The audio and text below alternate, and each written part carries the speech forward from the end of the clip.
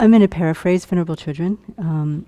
She led a motivation at the beginning of this last session that kind of ties in with what I wanted to talk about today. Or she started out by saying sentient beings mean well, but the natural purity of their mind basically is covered over with afflictions. We have our, our karmic seeds, our path. So to expect them to be or do anything other than, that is inappropriate. Like to have expectations of each other that are high is not so appropriate, right? Yes, people have their own Buddha nature, but they don't know it. And we don't know it either, right?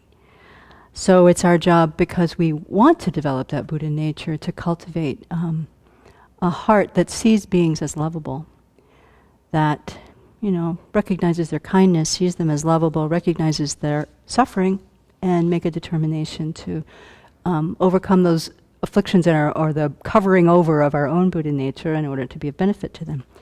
So it really tied in with something that's really been on my mind a lot.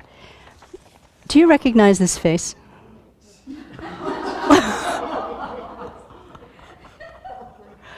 What are the words that come to your mind?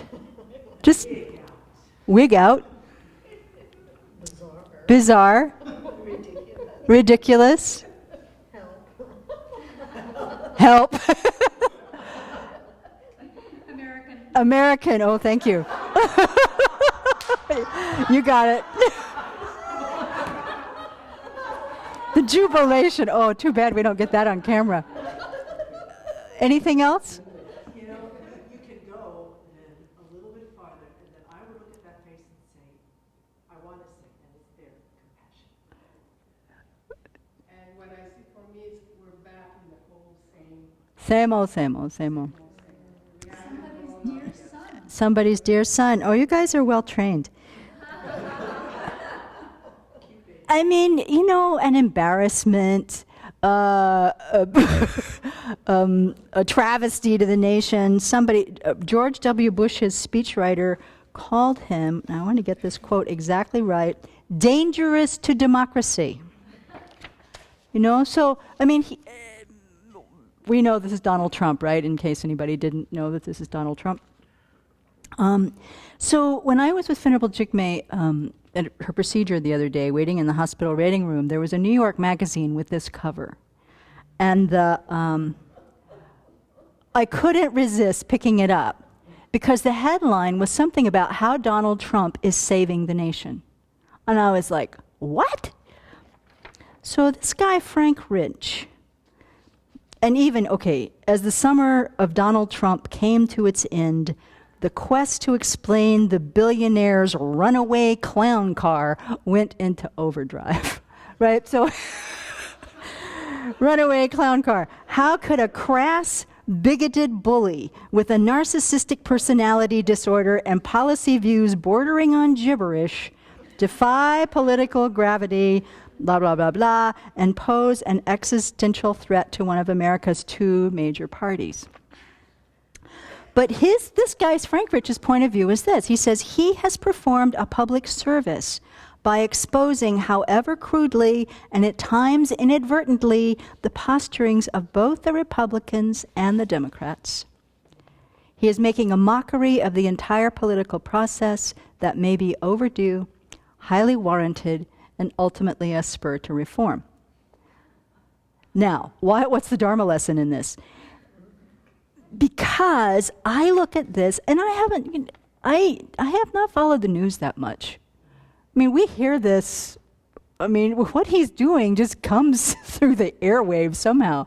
And I have opinions and strong views about this guy who's created his own persona. And the point is, as I was reading this article, it's like, oh my gosh, I believe my ideas about him. So he's easy to pick on because his persona is so big. And he has invented it himself. And in pursuing this phenomenon, I looked up some of what the media coverage has been. His media coverage, higher ratings than all of the candidates combined. And he's still in the lead for the Republican nomination at this point.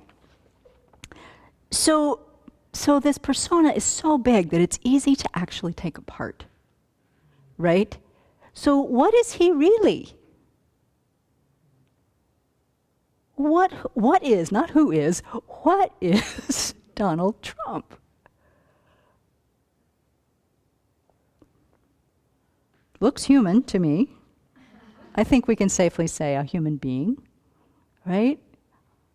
4 limbs, 1 trunk, 1 head, 5 sense consciousnesses, 1 mental consciousness.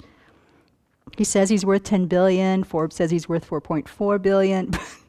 But that whole conglomeration of stuff is like this giant billboard that we can splat all our views on, whether you're a Republican or a Democrat or a progressive or a nothing, or you're not even American, you're Canadian, whatever, a Brit, whatever. But the point is, we believe what we're creating. No matter how big his persona is, we're believing that. And the Dharma lesson for us is, okay, Donald Trump, big joke, big billboard, easy to take apart. What about the billboard of Tipton Cheney? Right? What are the persona things that I believe in? Think for a minute for yourself. What are the things that we believe in? So if you just strip ourselves down to this, human being, 4 limbs, we all have those that work, 1 torso, 1 head, 5 sense consciousnesses, 1 mental consciousness, Buddha potential, the emptiness of our mind, also the developable possibility of developing our good qualities. But what are we believing about ourselves? I'm not good enough. I'm not smart enough. Nobody loves me really. Nobody really cares. I mean, what's our trip? And we believe it as much as we believe in the billboard that we have made of Donald Trump. And so I guess that's why I've been so fascinated with that story of how Frank Rich has taken this thing and turned it in a completely different direction. And you go, bonk, oh, his point of view is completely valid also. It's also made up, right? Also invented, but it is another point of view.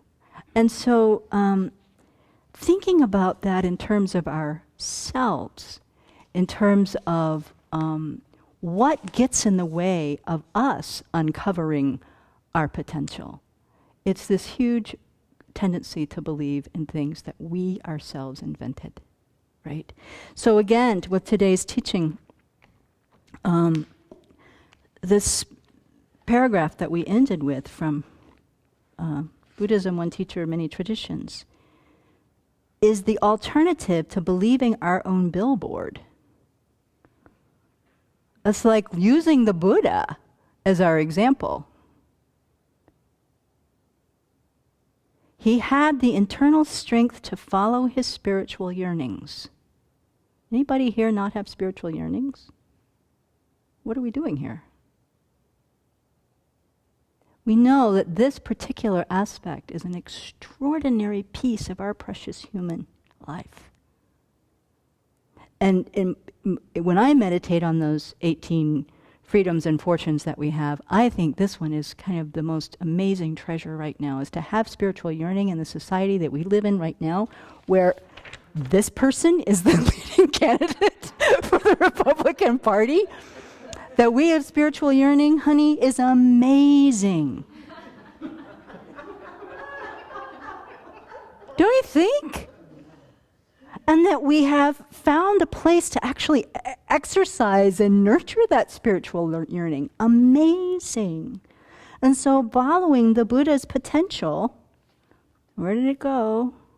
He had the internal strength to follow it. He didn't stop, he didn't give up. To whatever extent he believed his own garbage about, I'm not good enough, at some point in his life he got over it. I mean, many, many, many lives. He didn't stop. He did not stop.